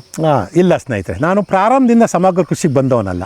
ಪ್ರಾರಂಭದಿಂದ ಏಕ ಬೆಳೆ ಪದ್ಧತಿನೇ ಇತ್ತು. ಅವಾಗೆಲ್ಲ ಭತ್ತ, ಹೌದು, ಎಲ್ಲ ಒಂದ್ ಕಡೆ ಹಾಕಿದ್ರೆ ಕಬ್ಬು ಹಾಕೋತಾ ಇದ್ದೋ, ಇಲ್ಲ ಒಂದ್ ಕಡೆ ಎಲ್ಲೋ ಬೆಳೆದು ಬಿಟ್ರೆ ಒಂದಿಷ್ಟು ರಾಗಿ ಬೆಳ್ಕೊತಿದ್ದೋ, ಇಲ್ಲ ಒಂದ್ ಕಡೆ ಬೆಳೆದ್ರೆ ಒಂದಿಷ್ಟು ಭತ್ತನೇ ಬೆಳ್ಕೊತಿದ್ದೋ. ಇನ್ನು ಪೂರ್ತಿ ತೋಟ ಬರೀ ತೆಂಗಿನ ಗಿಡ ಮಾತ್ರ ಇತ್ತು. ಈಗ ಯಾವುದೇ ಅಂತರ ಬೆಳೆಗಳು ಅಂತರ ಬೆಳೆ ಇರಲಿಲ್ಲ ಸ್ವಾಮಿ. ವರ್ಷದಲ್ಲಿ ಒಂದ್ 2-3 ಸಾರಿ ಟ್ರ್ಯಾಕ್ಟರ್ ಉಳಿಸ್ತಕ್ಕಂಥದ್ದು, ಅವ್ರಿಗೆ ನೀರು ಕಟ್ತಕ್ಕಂಥದ್ದು, ಒಂದಿಷ್ಟು ಏನೋ ಒಡಗೆಯಿಂದ ಕೊಟ್ಟಿಗೆ ಗೊಬ್ಬರ ಅದು ಇದು ತಂದು ಹಾಕ್ತಕ್ಕಂಥದ್ದು. ಈಗ ಏಕ ಬೆಳೆ ಪದ್ಧತಿಲೇ ಇದ್ದು ಅದು ರೈತನಿಗೆ ಅಷ್ಟೊಂದು ಲಾಭದಾಯಕವಲ್ಲ ಅಂತಕ್ಕಂಥದ್ದು ನನ್ನ ಅರಿವಿಗೆ ಬಂತು ಸ್ವಾಮಿ. ಯಾಕೆ ಈಗ ಒಂದು 5 ಲಕ್ಷ ನನ್ನ ಇಡೀ ಇಷ್ಟೆಲ್ಲ ತೋಟದಿಂದ ಒಂದು 5 ಲಕ್ಷ ಬತ್ತಿತ್ತು ಲಾಭ ಅಂತ ಇಟ್ಕೊಂಡು 15 ಎಕರೆಯಿಂದ. ಹೌದು, ಏಕ ಬೆಳೆ ಅಂದಾಗ ಅಷ್ಟೇ ಅವತ್ತು ಆಗ್ತಿದ್ದು. ಯಾಕೆ ನಾನು ಪ್ರಾರಂಭದಿಂದ ಬಂದಿದ್ದು, ಈಗ 30-40 ವರ್ಷಗಳಿಂದ ನಾವು ಕೃಷಿ ಮಾಡ್ಕೊಂಡೇ ಬಂದಿರೋದು. ಹಾಗಾಗಿ ಒಂದು 5-6 ಲಕ್ಷ ರೂಪಾಯಿ ವರಮಾನ ಬಂದರೂ ಕೂಡ ಅದರೊಳಗೆ ಹೆಚ್ಚು ಕಮ್ಮಿ 3-4 ಲಕ್ಷ ರೂಪಾಯಿ ಖರ್ಚು ಆಗಿರೋದು ಸ್ವಾಮಿ. ಹಾಗಾಗಿ ವರ್ಷ ನೋಡ್ಕೊಂಬಂದು ಏನೀಗ ಆಯ್ತಲ್ಲ ಅಂತ ಅಂದ್ಬಿಟ್ಟು ಅಷ್ಟೊತ್ತಿಗೆ ಆಗೋ ಮೈಂಟೈನ್ ಮಾಡ್ಕೊಂಡು ಹೋಗ್ತಾ ಇದ್ದೋ. ಈ ರಿಟೈರ್ಡ್ ಆಗೋ ಸಮಯ ಬರೋ ಹೊತ್ತಿಗೆ ನನಗೆ ಈ GKVK ಬೆಂಗಳೂರಿನವರ ಒಂದು ಕೃಷಿ ಮೇಳಕ್ಕೆ ಭಾಗವಹಿಸಿದೆ ನಾನು. ನಮ್ಮ ತೋಟಗಾರಿಕೆ ಇಲಾಖೆ ಕೇರ್ಪೇಟೆಯಿಂದ ಕರ್ಕೊಂಡು ಹೋಗಿದ್ರು ಕೃಷಿ ಇಲಾಖೆಯರು. ಆ GKVK ಒಂದು ಕೃಷಿ ಮೇಳಕ್ಕೆ ನಾನು ಭಾಗವಹಿಸಿದಾಗ ಅಲ್ಲಿ ಒಂದು ನೈಸರ್ಗಿಕ ಕೃಷಿ, ಶೂನ್ಯ ಬಂಡವಾಳದ ನೈಸರ್ಗಿಕ ಕೃಷಿ ಅನ್ನೋ ಒಂದು ಪುಸ್ತಕವನ್ನು ನನ್ನ ಕಣ್ಣಿಗೆ ಬಿತ್ತು. ಅದನ್ನು ತಗೊಂಡು ನೋಡಿದೆ. ಸುಭಾಷ್ ಪಾಳ್ಯಕರ್ ಅವರ ಶೂನ್ಯ ಬಂಡವಾಳದ ನೈಸರ್ಗಿಕ ಕೃಷಿ ಅಂತ ಇತ್ತು ಸ್ನೇಹಿತರೆ. ಅರೆ, ನೈಸರ್ಗಿಕ ಕೃಷಿ ಅಂದರೆ ಹೌದು, ನ್ಯಾಚುರಲ್ ಕೃಷಿ, ಏನು ಮಾಡೋಂಗಿಲ್ಲ, ಶೂನ್ಯ ಬಂಡವಾಳ, ಹಣಕಾಸು ಖರ್ಚಾಗಂಗಿಲ್ಲ. ಅರೆ ಇದನ್ನು ಓದೋಣ ಅಂತ ಅದನ್ನು ಓದಿದೆ. 1 ಸಾರಿ 2 ಸಾರಿ 3 ಸಾರಿ ಅದನ್ನು ಓದಿದೆ. ಏನೋ ಮನಸ್ಸಿಗೆ ಅದು ಹಿಡಿಸ್ತು. ಹೌದು, ನಾನು ಯಾಕೆ ಈ ಪ್ರಯೋಗ ಮಾಡಬಾರ್ದು ಅಂತ ಅದರಿಂದ ಇನ್ಸ್ಪೈರ್ ಆಗಿ ನಾನು ಆಗ ಈ ಏಕ ಬೆಳೆ ತೋಟ ಏನಿತ್ತು ಇದನ್ನೆಲ್ಲವನ್ನ ಆಗ ಬಹು ಬೆಳೆ, ಮಿಶ್ರ ಬೆಳೆ, ಸಮಗ್ರ ಕೃಷಿಗೆ ನಾನು ಎಲ್ಲವನ್ನ ಅಳವಡಿಸಿಕೊಂಡೆ ಸರ್. ಒಂದೇ ಸರಿ ಅಳವಡಿಸಿಕೊಂಡೆ. ಸರ್, ನೀವು ಈ ಸಮಗ್ರ ಕೃಷಿಯ ಬಗ್ಗೆ ಮಾಹಿತಿಯನ್ನ ಈಗ ನೀವು ಹೇಳಿದ್ರಿ, ಈಗ ಇದಕ್ಕೆ ಯಾವುದು ನಮ್ಮ ಕೃಷಿ ಇಲಾಖೆಯವರು GKVK ಕೃಷಿ ಮೇಳಕ್ಕೆ ಕರ್ಕೊಂಡು ಹೋಗೋದು ಅಂತ ಹೇಳಿ. ಅದ್ರ ನಂತರ ಈ ಬೆಳೆಗಳನ್ನೆಲ್ಲ ಹಾಕ್ತಾ ಮಾಹಿತಿಯನ್ನ ಕೃಷಿ ಇಲಾಖೆಯವರ ಹತ್ರ ಪಡೆದ್ರು ಅಥವಾ ಹೆಂಗೆ ಮಾಹಿತಿಯನ್ನು ಹೇಗೆ ಗ್ಯಾದರ್ ಮಾಡ್ಕೊತಾ ಹೋದ್ರಿ? ಹೊಸ ಬೆಳೆ ಅಂದ್ಕೊಳ್ಳಿ ಹೊಸ ಮಾಹಿತಿಗಳು ಬೇಕು. ಹೌದು ಸರ್, ಅದೇ ಕೃಷಿ ಇಲಾಖೆಯವರೇ ತೋಟಗಾರಿಕೆ ಇಲಾಖೆಯವ್ರ ಕಡೆ ಹೋದೆ. ತೋಟಗಾರಿಕೆ ಬೆಳೆಗಳು ಇವೆಲ್ಲ ಮಾಡಬೇಕು ಅಂತ ಕೇಳಿದಾಗ ಅವ್ರಿಗಿತ್ತು. ಈಗ ಕೊಕ್ಕೋ ಬೆಳೆ ಮಾಡಬೇಕಾದ್ದನ್ನು ಕೂಡ ತೋಟಗಾರಿಕೆ ಇಲಾಖೆಯವ್ರನ್ನೇ ಕೇಳ್ಕೊಂಡೆ. ಇವತ್ತು ಕೊಕ್ಕೋ ಏನಿದೆ, ಏನು ರೈಟ್ ಇದೆ, ಮತ್ತೆ ಎಷ್ಟು ನಾವು ಸಪ್ಲೈ ಮಾಡ್ತಾ ಇದ್ದಾರೆ ಕೊಕ್ಕೋ, ಮತ್ತೆ ಜನಗಳಿಗೆ ಎಷ್ಟು ಬೇಡಿಕೆ ಇದೆ ಕೊಕ್ಕೋ ಅಂತ ತಿಳ್ಕೊಂಡೆ. ಭಾಳ ಅವ್ರು ಹೇಳಿದಾಗ ಅವಾಗ ನಾನು ಕೇಳಿದಾಗ ಒಂದು 20-25% ಕೊಕ್ಕೋ ಸಪ್ಲೈ ಇದೆ ಸರ್. ಇನ್ನೂ ಹೆಚ್ಚು ಕಮ್ಮಿ 70-75 ಭಾಗ ಸಪ್ಲೈ ಬರಬೇಕು. ಯಾರೂ ಕೊಕ್ಕೋ ಸರಿಯಾಗಿ ಬೆಳೀತಾ ಇಲ್ಲ, ಇಂಪೋರ್ಟ್ ಮಾಡ್ಕೊತಾ ಇದ್ದೀವಿ. ನಮ್ಮಲ್ಲೇ ರೈತರು ಬೆಳೆದ್ರೆ ಒಳ್ಳೆ ರೈಟ್ ಸಿಗುತ್ತೆ ಅದು ಅಂತ ಅಂದರು. ಓಹೋ, ಮುಂದೆ ಭವಿಷ್ಯದಲ್ಲಿ ಇದಕ್ಕೆ ಬೇಡಿಕೆ ಬಂದೇ ಬರುತ್ತೆ ಅನ್ನತಕ್ಕಂಥ ರೀತಿಯಲ್ಲಿ ಆ ತೋಟಗಾರಿಕೆ ಇಲಾಖೆಯ ಸಹಾಯದಿಂದ ಅವರೇ ಗಿಡಗಳನ್ನು ತರಿಸಿ ಕೊಟ್ಟು ಅವರು ಸಹಾಯಧನವನ್ನು ಕೂಡ ಅದಕ್ಕೆ ಕೊಟ್ಟರು. ಅವ್ರಿಗೆ ಏನು ಬೇಕೋ ಮಾಹಿತಿನೂ ಕೂಡ ಅವರೇ ಕೊಟ್ಟರು. ಹಾಗಾಗಿ ನಾನು ಕೊಕ್ಕೋವನ್ನು ಪೂರ್ತಿ 12 ಎಕರೆಯಲ್ಲೂ ಕೂಡ ನಾನು ಕೊಕ್ಕೋವನ್ನು ಮಿಶ್ರ ಬೆಳೆಯಾಗಿ ಮಾಡ್ಕೊಂಡಿದ್ದೀನಿ. ನನಗೆ ಅನುಕೂಲ ಕೂಡ ಆಗ್ತಾ ಇದೆ ಸ್ವಾಮಿ. ಸರ್, ಈಗ ನಾವು ಇಲ್ಲಿ ದಾರಿ ಮೇಲೆ ಬರ್ತಾ ಮತ್ತೆ ನಮಗೆ ಇಲ್ಲಿ ಸುತ್ತಮುತ್ತಲಿನ ಹಳ್ಳಿಯ ರೈತರಾಗಿರ್ಬೋದು, ಜೊತೆಗೆ ನಮ್ಮ KVKಯಲ್ಲಿ ನಿಮಗೆ ಕೆಲವೊಂದಿಷ್ಟು ಅವಾರ್ಡ್ಗಳು ಬಂದಿದೆ, ಪ್ರಶಸ್ತಿಗಳು ಕೂಡ ಬಂದಿದೆ. ಅದ್ರ ಬಗ್ಗೆ ಒಂದು ಸ್ವಲ್ಪ ಹೇಳ್ಬೋದಾ ಸರ್? ಆಯಿತು ಸ್ನೇಹಿತರೆ. ಅವಾರ್ಡು ಕೇರ್ಪೇಟೆ ತಾಲ್ಲೂಕಿನ ಉತ್ತಮ ರೈತ ಅನ್ನತಕ್ಕಂಥ ಪ್ರಶಸ್ತಿ KVK ಬೆಂಗಳೂರು ಕೊಟ್ಟಿದ್ದಾರೆ ಸ್ವಾಮಿ. ಆಮೇಲೆ ಕೇರ್ಪೇಟೆ ತಾಲೂಕಿನ ಉತ್ತಮ ರೈತ ಅಂತ ಅಂದ್ಬಿಟ್ಟು ಕೃಷಿ ಇಲಾಖೆರು, ಮಂಡ್ಯ ಜಿಲ್ಲೆ ಕೃಷಿ ಇಲಾಖೆ ಕೊಟ್ಟಿದ್ದಾರೆ ಸ್ವಾಮಿ. ಕೇರ್ಪೇಟೆ ತಾಲ್ಲೂಕಿನ ಕನ್ನಡ ಸಾಹಿತ್ಯ ಪರಿಷತ್ನವರು ಕೂಡ ಕೇರ್ಪೇಟೆ ತಾಲೂಕಿನ ಉತ್ತಮ ರೈತ ಅಂತ ಅವರು ಕೂಡ ಕೊಟ್ಟಿದ್ದಾರೆ ಸ್ವಾಮಿ. ಆಮೇಲೆ ಬಾಗಲಕೋಟೆ ತೋಟಗಾರಿಕಾ ಮಹಾವಿಶ್ವವಿದ್ಯಾನಿಲಯದವರು ಕೂಡ ಬಂದು ಈ ಕೊಕ್ಕೋ ಇದನ್ನೆಲ್ಲ ನೋಡಿ 12 ಎಕರೆಯಲ್ಲಿ ಇರ್ತಕ್ಕಂಥದ್ದನ್ನು ನೋಡಿ ಅವರು ಕೂಡ ಈ ಮಂಡ್ಯ ಜಿಲ್ಲೆಯ ಉತ್ತಮ ಪ್ರಗತಿಪರ ರೈತ ಅಂತ ಅವರು ಕೂಡ ಸನ್ಮಾನ ಪ್ರಶಸ್ತಿಗಳನ್ನು ಕೊಟ್ಟಿದ್ದಾರೆ. ಮತ್ತು ಮೊನ್ನೆ ಈ ವಿಜಯ ಕರ್ನಾಟಕ ಸೂಪರ್ ಸ್ಟಾರ್ ರೈತ ಅಂತಕ್ಕಂಥ ಒಂದು ಕಾರ್ಯಕ್ರಮದಲ್ಲೂ ಕೂಡ ಅವರು ಕೂಡ ನನ್ನನ್ನು ಗುರುತಿಸಿ ಅವರು ಕೂಡ ನನಗೆ ಸನ್ಮಾನವನ್ನು ಮಾಡಿದ್ದಾರೆ ಸರ್. ಹಾಗೆ ಬೆಂಗಳೂರಿನ ಭಾರತೀಯ ಸಂಶೋಧನಾ ಇಲಾಖೆ ವತಿಯಿಂದ ಅವರು ಕೂಡ ನನ್ನನ್ನು ಕರೆಸಿ ಆ ಪ್ರಶಸ್ತಿನ ಸೆಂಟ್ರಲ್ ಮಿನಿಸ್ಟರ್ ಆಗಿರ್ತಕ್ಕಂಥ ಶೋಭಾ ಕರಂದ್ಲಾಜೆ ಅವ್ರ ಕೈಯಿಂದಲೇ ಕೊಟ್ಟು ಉತ್ತಮ ರೈತ, ಮಂಡ್ಯ ಜಿಲ್ಲೆಯ ಉತ್ತಮ ತೋಟಗಾರಿಕಾ ರೈತ ಅಂತ ಕೂಡ ಅವರು ಕೂಡ ಪ್ರಶಸ್ತಿಯನ್ನು ಕೊಟ್ಟಿದ್ದಾರೆ ಸ್ವಾಮಿ. ಪ್ರಶಸ್ತಿಗಳ ಸಾಲೆ ಹರಿದು ಬರ್ತಾ ಇದೆ. ಹೌದಿದೆ, ಇನ್ನೂ 2-3 ಈಗ ವೇಟಿಂಗ್ ಲಿಸ್ಟ್ ಅಲ್ಲಿ ಇದೆ ಸ್ವಾಮಿ. ನಾಳೆ ನಾಡಿದ್ದು ಎಲ್ಲೋ ಕರೀತಾ ಇದ್ದಾರೆ, ಅಲ್ಲೋಗಿ ಸನ್ಮಾನ ಸ್ವೀಕರಿಸಬೇಕು. ಇನ್ನೂ 2 ಸೆಲೆಕ್ಟ್ ಆಗಿದೆ, ಅವರು ಕೂಡ ಮುಂದಿನ ತಿಂಗಳು ಕರಿತೀವಿ, ಬಂದು ಸನ್ಮಾನ ಸ್ವೀಕರಿಸಬೇಕು ಅಂತ ಹೇಳಿದ್ದಾರೆ ಸ್ವಾಮಿ. ಏನೋ ನಮ್ಮ ಸಣ್ಣ ಒಂದು ಸಾಧನೆಗೆ ನನ್ನ ಸುತ್ತಮುತ್ತಲಿನ ಒಂದು ಗುರುತಿಸ್ತಾ ಇದ್ದಾರೆ. ಈ ಗುರುಸೋದ್ರಿಂದ ನನ್ನ ಸ್ವಂತ ನನಗೇನು ಆಸೆ ಇಲ್ಲ, ನನ್ನನ್ನು ನೋಡಿದಂಥ ಇನ್ನೂ 10 ಜನ ರೈತರು ನನ್ನಾಗೆ ಅವರು ಕಲ್ತ್ಕೊಂಡಾಗ ಇಂತಹ ಒಂದು ಒಳ್ಳೆಯ ವ್ಯವಸಾಯ ಆಗುತ್ತೆ, ಮಾಡ್ಲಿಕ್ಕೆ ಅವರಿಗೂ ಕೂಡ ಪ್ರೇರಣೆ ಸಿಗುತ್ತೆ, ಸಮಾಜಕ್ಕೆ ಒಳ್ಳೇದಾಗುತ್ತೆ, ದೇಶಕ್ಕೆ ಒಳ್ಳೇದಾಗುತ್ತೆ ಅಂತಕ್ಕಂಥ ಒಂದು ಭಾವನೆ. ಓಕೆ ಸರ್, ಈಗ ನೀವು 15 ಎಕರೆ ನಿಮ್ದು ಒಟ್ಟು ಜಮೀನಿದೆ. ಹೌದು ಸರ್. ಈ ಜಮೀನಿಗೆ ನೀರಿನ ವ್ಯವಸ್ಥೆ ಎಲ್ಲ ಹೆಂಗ್ ಮಾಡ್ಕೊಂಡಿದ್ದೀರಾ ಏನು? ಸರ್, ನಾನು ನೀರಿನ ವ್ಯವಸ್ಥೆನ ಚೆನ್ನಾಗಿ ಮಾಡ್ಕೊಂಡಿದ್ದೀನಿ, ಬೋರ್ಗಳನ್ನೇ ಮಾಡ್ಕೊಂಡಿದ್ದೀನಿ. ಯಾಕೆಂದ್ರೆ ಬೋರೆ ಮಾಡಿದ್ದೀನಿ ಸರ್. ಯಾಕೆಂದ್ರೆ ಸುತ್ತಲೂ ಇಲ್ಲಿ ಹೇಮಾವತಿಯ ನೀರು ಹೊಳೆ ಹರಿತಾ ಇದೆ, ರಿವರ್ ಹೇಮಾವತಿ ಹೊಳೆ ರಿವರ್ ಹರಿತಾ ಇರೋದ್ರಿಂದ, ಆ ರಿವರ್ ಇರೋದ್ರಿಂದ ನಮಗೆ ನೀರಿನ ಒಂದು ಇದು ಕೊರತೆ ಇಲ್ಲ. ಭೂಮಿಲಿ ಒಳ್ಳೆ ನೀರಿದೆ. ನಮಗೆ ಒಂದು 100 ಅಡಿ ಕೊಳವೆ ಬಾವಿ ಇದೆ ಸರ್ ಒಟ್ಟು ನಿಮ್ದು? ಒಟ್ಟು ನನಗೆ ಆ 3 ಎಕರೆ ಕೃಷಿಯಲ್ಲಿ 1 ಕೊಳವೆ ಬಾವಿ ಇದೆ ಸರ್. ಆ 5 ಎಕರೆ ಈಗ ನೀವು ತೋರಿಸಿದ್ನಲ್ಲ ತೋಟ, ಅಲ್ಲಿ 1 ಕೊಳವೆ ಬಾವಿ ಇದೆ. ಈ 8 ಎಕರೆ ಜಾಗದಲ್ಲಿ 2 ಕೊಳವೆ ಬಾವಿ ಇದೆ. ಎಲ್ಲದಕ್ಕೂ 3ರಿಂದ 4 ಇಂಚಷ್ಟು ಬರ್ತಾ ಇದೆ, ಸಫಿಷಿಯಂಟ್ ಆಗಿದೆ. ಸುತ್ತಲೂ ರಿವರ್ ಇರೋದ್ರಿಂದ ನೀರಿನ ಮಟ್ಟ ನಮಗೆ ಚೆನ್ನಾಗಿದೆ. ನಿಮಗೆ ಮತ್ತೀಗ ತೆರೆದ ಬಾವಿ ಬೇಕು ಅಥವಾ ಕೃಷಿ ಹೊಂಡಗಳು ಬೇಕು ಅನ್ನೋ ಯಾವುದೇ ಅವಶ್ಯಕತೆ ಇಲ್ಲ ಸ್ವಾಮಿ. ಇದೆ ಸಫಿಷಿಯಂಟ್ ನೀರಿದೆ ಸ್ವಾಮಿ ನನಗೆ. ಯಾಕಂದ್ರೆ ಈ ವರ್ಷ ಬರ ತುಂಬಾ ಇದೆ. ಹೌದು, ಎಲ್ಲಾ ಕಡೆಗಳಲ್ಲಿ ಮಳೆ ಸರಿಯಾಗಿ, ಹೋದ ವರ್ಷ ಮಳೆ ಸರಿಯಾಗಿಲ್ಲ. ಹೌದು, ಕೆಲವೊಂದಿಷ್ಟು ಈಗ ನಾವು ಬರ್ತಾ ರೋಡಲ್ಲೆಲ್ಲ ನೋಡಿದ್ರೆ ಎಲ್ಲ ಬೆಳೆಗಳು ಒಣಗ್ತಾ ಇದೆ. ನಿಮಗೆ ಆ ಬಾಧೆ ಯಾವುದು ಇಲ್ಲ ಸರ್? ಇಲ್ಲ, ಆ ತರ ಬಾಧೆ ಯಾವುದು ಬಂದಿಲ್ಲ. ನನ್ನ ಇರ್ತಕ್ಕಂಥ ನೀರಲ್ಲೇ ಮೇಂಟೈನ್ ಆಗ್ತಾ ಇದೆ. ಜೊತೆಗೆ ನಾವು ಈಗ ಈ ರೀತಿ ಕೆಲವರು ಈ ನೈಟ್ ಎಲ್ಲ ಕಂಡೆನ್ಸರ್ ಹಾಕೊಂಡು ಅಕ್ರಮವಾಗಿ ಓಡಿಸ್ತಕ್ಕಂಥದ್ದು ಕೆಲವೆಲ್ಲ ಇರ್ತಾವಲ್ಲ, ಆ ಥರದ್ದು ಕೂಡ ನಾನೇನು ಮಾಡಿಲ್ಲ. ಇಲ್ಲ, ಸರ್ಕಾರ ಕೊಡ್ತಕ್ಕಂಥ ಒಂದು 3 ಗಂಟೆ ಕಾಲ ಮತ್ತೆ ಇನ್ನೊಂದು ಟೈಮಲ್ಲಿ 4 ಗಂಟೆ, ಇಷ್ಟರೊಳಗೆ ನಾನು ಇಡೀ ನನ್ನ ತೋಟವನ್ನು ಮೇಂಟೈನ್ ಮಾಡ್ತಾ ಇದ್ದೀನಿ. ಇನ್ಯಾವುದೇ ನಾನು ಅನ್ಯ ದಾರಿಯನ್ನು ನಾನು ಹಿಡಿದಿಲ್ಲ. ಎಲ್ಲದೂ ಸ್ಪ್ರಿಂಕ್ಲರ್ ಮಾಡ್ಕೊಂಡಿದ್ರೆ? ಎಲ್ಲ ಸ್ಪ್ರಿಂಕ್ಲರ್ ಮಾಡಿದ್ದೀನಿ ಸ್ವಾಮಿ. ಡ್ರಿಪ್ ಇದೆಯಾ? ಡ್ರಿಪ್ ಮಾಡಿಲ್ಲ ಸ್ವಾಮಿ. ಯಾಕಂದ್ರೆ ಇದು ಸಮಗ್ರ ಕೃಷಿ ಆದ್ರಿಂದ, ನ್ಯಾಚುರಲ್ಲು ಮತ್ತೆ ಸಮಗ್ರ ಕೃಷಿ ಅಳವಡಿಸಿರೋದ್ರಿಂದ, ಮಿಶ್ರ ಬೆಳೆ ಇರೋದ್ರಿಂದ ಇಲ್ಲಿ ಡ್ರಿಪ್ಗೆ ಸ್ವಲ್ಪ ಒಂದಿಷ್ಟು ಏಟಾಗುತ್ತೆ. ಮತ್ತೆ ನನ್ನದು ಬಹಳಷ್ಟು ಲ್ಯಾಟ್ರಲ್ಗಳ ಅವಶ್ಯಕತೆ ಇದೆ. ನಂದು ಜೀವಾಮೃತ ವಿಧಾನ ಸ್ವಾಮಿ, ನನ್ನ ಆರ್ಗ್ಯಾನಿಕ್ ಜೀವಾಮೃತ ವಿಧಾನ. ಸಗಣಿ ಗಂಜಲವನದಿಂದ ತಯಾರಾಗಿರ್ತಕ್ಕಂಥ ಜೀವಾಮೃತ. ಹಾಗಾಗಿ ಈ ಲ್ಯಾಟ್ರಲ್ಗಳು ಎಲ್ಲೋ ಒಂದ್ ಕಡೆ ಅದು ಕಟ್ಕೊಂಡಾಗ, ಬ್ಲಾಕ್ ಆದಾಗ ನಾನು ಮಧ್ಯದಲ್ಲೆಲ್ಲ ಹೋಗಿ ಅದನ್ನ ಓಪನ್ ಮಾಡಿ ಸರ್ವ್ ಮಾಡಲಿಕ್ಕೆ ಪ್ರಾಬ್ಲಮ್ ಆಗುತ್ತೆ ಅದು. ಹಾಗಾಗಿ ಈ ಸ್ಪ್ರಿಂಕ್ಲರ್ ಏನಿದೆ ಇದು ಒಳ್ಳೆ ಸಿಸ್ಟಮ್ ಆಗಿರೋದ್ರಿಂದ ಯಾವುದೇ ಸಮಸ್ಯೆ ಇಲ್ಲ, ಪ್ರಾಬ್ಲಮ್ ಇಲ್ಲ. ಸರಿ, ಈಗ ನೀವು ನಿಮ್ಮ ಸಮಗ್ರ ಕೃಷಿಯಲ್ಲಿ ಹೌದು ಬೇರೆ ಕುರಿ, ಕೋಳಿ, ಆಡು, ಹಂದಿ, ದನಗಳ ಆ ಥರದ್ದು ಏನಾದರೂ ಸಾಕಾಣಿಕೆ ಇದೆಯಾ? ಮಾಡಿದ್ದೀನಿ ಸ್ವಾಮಿ. ದನ ಕರುಗಳನ್ನ ಸಾಕೊಂಡಿದ್ದೀನಿ ಸ್ವಾಮಿ. ಆಡುಗಳನ್ನ, ಕುರಿಗಳನ್ನ ನಾನು ಸಾಕಿ. ದನಗಳು ಎಷ್ಟಿದಾವೆ ಸರ್? ದನಗಳು ಈಗ ಒಟ್ಟು 4 ಒಂದು 8 ಹಸುಗಳನ್ನ ಸಾಕೊಂಡಿದ್ದೀನಿ. ಜೀವಾಮೃತಕ್ಕೂ ಆಗ್ಬೇಕು, ಪಶುಪಾಲನೆ, ರೈತ ಕುಟುಂಬದ ಸ್ವಾವಲಂಬನೆಗೂ ಕೂಡ ಆಗ್ಬೇಕು. ಸಗಣಿ ಗೊಬ್ಬರ ಕೂಡ ನಂದೇ ಸ್ವಂತ ಗೊಬ್ಬರ ಸಿಕ್ಬೇಕು ನನಗೆ, ಹಾಗೆ ಮಾಡ್ಕೊಂಡಿದ್ದೀನಿ. ಮತ್ತೆ ಕೋಳಿ ಸಾಕಾಣಿಕೆ, ನಾಟಿ ಕೋಳಿ ಸಾಕಾಣಿಕೆ ಮಾಡ್ಕೊಂಡಿದ್ದೀನಿ. ನನಗೂ ಆಗುತ್ತೆ, ನನಗೆ ತೋಟಕ್ಕೆ ಗೊಬ್ಬರ ಕೂಡ ಆಗುತ್ತೆ, ಅದನ್ನು ಕೂಡ ಮಾಡ್ಕೊಂಡಿದ್ದೀನಿ. ಅದನ್ನ ಸರ್ ಈಗ ಯಾವ ನಾಟಿ ಕೋಳಿ ನೀವೀಗ ಮಾರ್ಕೆಟಿಂಗು ಮಾಡ್ತೀರಾ? ನಿಮ್ಗೆ ಹೌದು, ಇಲ್ಲ ಲೋಕಲ್ ಮಾರ್ಕೆಟ್. ನಾನೇನು ಯಾವುದೇ ಸಂತೆಗಳಿಗೆ ತಗೊಂಡೋಗೋ ಅವಶ್ಯಕತೆ ಇಲ್ಲ, ಇಲ್ಲೇ. ಯಾಕೆ ನನ್ನ ತೋಟವನ್ನ ನೋಡ್ಲಿಕ್ಕೆ ಈಗ ನಿಮ್ಮದು 12ನೇ ಮಾಧ್ಯಮ. ನಿಮ್ದು ಈಗ ನನ್ನ ತೋಟಕ್ಕೆ ಬಂದಿರತಕ್ಕಂಥವ್ರು 12ನೇ ಮಾಧ್ಯಮ. ಈ 12 ಮಾಧ್ಯಮಗಳಲ್ಲಿ ಏನು ನನ್ನ ಬಗ್ಗೆ ಈ ಬಿತ್ತರಗೊಂಡಿದೆ, ಈ ನಮ್ಮ ರಾಜ್ಯಾದ್ಯಂತ ಎಲ್ಲ ರೈತರಿಗೂ ಕೂಡ ಗಮನ ಬಂದು ನನ್ನ ತೋಟಕ್ಕೆ ಪ್ರತಿನಿತ್ಯ ಒಂದೊಂದು ಟೀಮ್ ಭೇಟಿ ಕೊಡ್ತಲೇ ಇರ್ತಾರೆ. ಬಂದಂಥವರೇ ನಾನು ಸಾಕಿರ್ತಕ್ಕಂಥ ರೀತಿಯನ್ನು ನೋಡಿ ನನಗೂ 4 ಕೋಳಿ ಬೇಕು, ನನಗೆ 2 ಬೇಕು, ನನಗೆ 10 ಬೇಕು ಅಂತ ಅವರೇ ಕೇಳ್ತಾರೆ. ಆಗ ಅವರೇ ಮೊಟ್ಟೆ ತಗೊಂಡೋಗ್ತಾರೆ, ಕೋಳಿ ತಗೊಂಡೋಗ್ತಾರೆ. ಹೀಗೆ ನನ್ನ ಬಿಸ್ನೆಸ್ ಇಲ್ಲೇ ನಡೀತಾ ಇದೆ ಸ್ವಾಮಿ. ಈಗ ನಿಮ್ಮ ಹತ್ರ ದನ ಇದೆ, ಆಡಿದೆ, ಕೋಳಿಗಳಿವೆ, ಮನೆ ಪೂರ್ತಿಗೆ ಮೀನ್ ಸಾಕಿದೀನಿ. ಓಕೆ, ಮನೆ ಪೂರ್ತಿಗೆ ಅದು ಬಿಸ್ನೆಸ್ ಸಾಕಿಲ್ಲ ನಾನು. ಅದು ಯಾವ್ದನ್ನ ಯಾವ ತಳಿನ ಅಥವಾ ಆ ಮಾಮೂಲು ಕಾಟ ಅಂತ ಏನ್ ಬರ್ತದೆ ಆ ಕಾಟನೇ ತಗೊಂಡ್ಬರ್ತೀನಿ. ಒಂದು 50 ಮರಿಗಳ ತಂದು ಬಿಟ್ಕೊಂಡ್ರೆ ನನಗೆ 50 ಮರಿ ಅಂದ್ರೆ ಅದ್ರಾಗ ಒಂದು 25-30 ಮರಿ ಉಳ್ಕೊಂಡ್ರು ನನಗೆ. ಪ್ರತಿ ತಿಂಗಳು ವಾರ ಮನೆಗೆ 1-2 ಅಂದ್ರೆ ನಾವು ಮಾಂಸಾಹಾರಿಗಳಾದ್ರಿಂದ ಮನೆಗೆ ಆಗುತ್ತೆ. ಅದನ್ನು ಕೂಡ ಸ್ವಾವಲಂಬನೆಯನ್ನ ಸಾಧಿಸಿದೀನಿ. ಸರ್, ಈಗ ನೀವು ಜೇನು ಸಾಕಾಣಿಕೆ ಮಾಡಿದೀನಿ. ಓಕೆ, ಯಾವ್ದಿದೆ ಸರ್ ಇದು? ಮಾಮೂಲು ಜೇನೆ ಸಾಕಿದ್ದೀನಿ. ಹೌದು, ಅದು ಕೂಡ ಒಂದು 7-8 ಬಾಕ್ಸ್ ಪೆಟ್ಟಿಗೆಗಳನ್ನ ಇಟ್ಕೊಂಡಿದ್ದೀನಿ. ಪರಾಗಸ್ಪರ್ಶ ಕ್ರಿಯೆಗೂ ಅಷ್ಟೇ ಸರ್, ಅಷ್ಟೇನೆ. ಅದರಿಂದ ಬಿಸ್ನೆಸ್ ಬೇಡ ನನಗೆ. ನನ್ನ ಮನೆಗೆ ಜೇನುತುಪ್ಪ ಮತ್ತೆ ನನ್ನ ತೋಟಕ್ಕೆ ಪರಾಗಸ್ಪರ್ಶ ಅಷ್ಟಾದ್ರೂ ನನಗೆ ರೈತನಿಗೆ ಅಷ್ಟೇ ಅನುಕೂಲ ಆಗ್ಲಿ ಅಂತ ಅದನ್ನು ಕೂಡ ಮೇಂಟೈನ್ ಮಾಡಿದ್ದೀನಿ ಸರ್. ಭೂಮಿದೀಪ ಸಾರಜನಕ ರಂಜಕ ಒದಗಿಸುವ ಸೂಕ್ಷ್ಮಾಣುಜೀವಿ ಮಿಶ್ರಿತ ಸಮೃದ್ಧ ಸಾವಯವ ಎರೆಗೊಬ್ಬರ. ಕಾಳು ಮೆಣಸಿಗೆ ಟ್ರೈಕೋಡರ್ಮಾ ಸಂವರ್ಧಿತ ವಿಶೇಷ ಎರೆಗೊಬ್ಬರ. ಕುದುರೆ, ಹೇಸರಗತ್ತೆ, ಲದ್ದಿಯ ಅಧಿಕ ಪೌಷ್ಟಿಕಾಂಶದ ಅಶ್ವಸಾರ ಎರೆಗೊಬ್ಬರ. ಎನ್ಪಿಕೆ, ಲಘು ಮತ್ತು ಸೂಕ್ಷ್ಮ ಪೋಷಕಾಂಶಗಳು, ಸಸ್ಯ ಪ್ರಚೋದಕಗಳು ಹಾಗೂ ಹಾರ್ಮೋನುಗಳ ಆಗರ ಭೂಮಿದೀಪ ಎರೆಗೊಬ್ಬರ.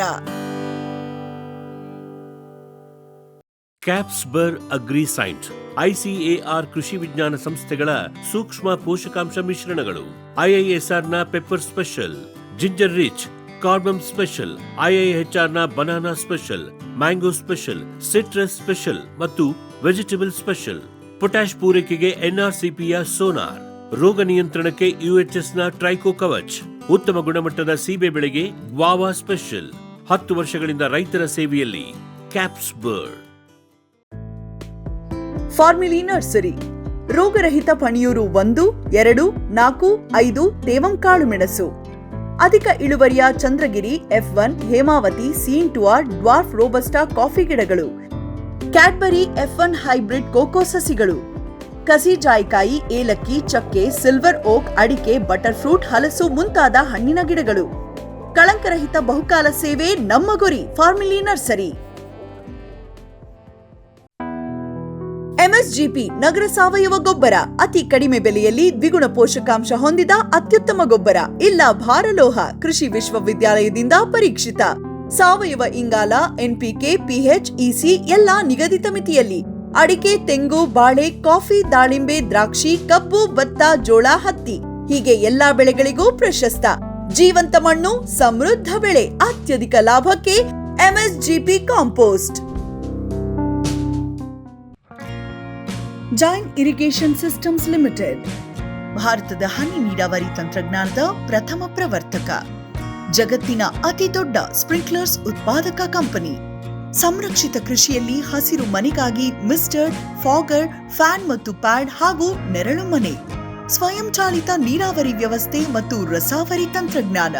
ಕೃಷಿಯಲ್ಲಿ ನೀರಿನ ಸಮರ್ಪಕ ಬಳಕೆ ಹಾಗೂ ಉಳಿತಾಯಕ್ಕೆ ಮತ್ತೊಂದು ಹೆಸರು ಜೈನ್.